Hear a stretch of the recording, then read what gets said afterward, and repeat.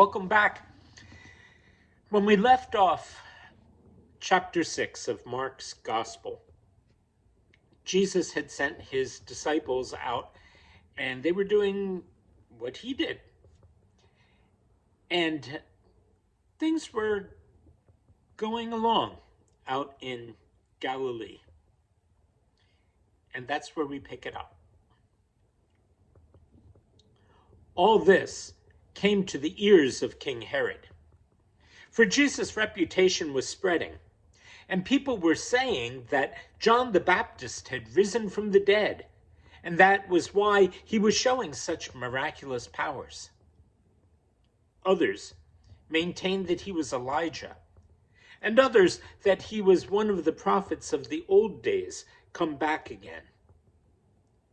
But when Herod heard all of this, he said, "It must be John, whom I beheaded, risen from the dead." For Herod himself had sent and arrested John and had him bound in prison, all on account of Herodias, wife of his brother Philip.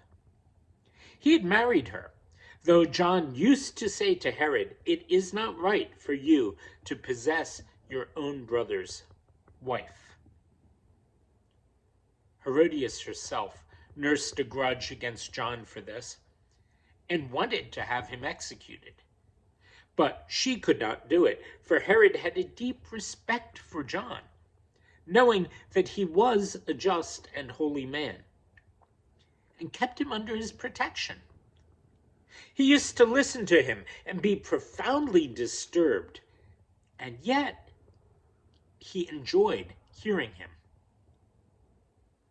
Then a good opportunity came, for Herod gave a birthday party for his courtiers and army commanders and for the leading people in Galilee. Herodias' daughter came in and danced, to the great delight of Herod and his guests.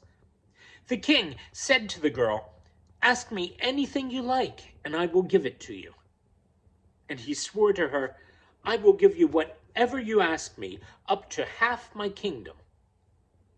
And she went out and spoke to her mother. "What shall I ask for?" And she said, "The head of John the Baptist." The girl rushed back to the king's presence and made her request.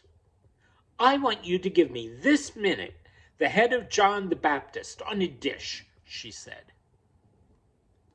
Herod was aghast, but because of his oath and the presence of his guests, he did not like to refuse her.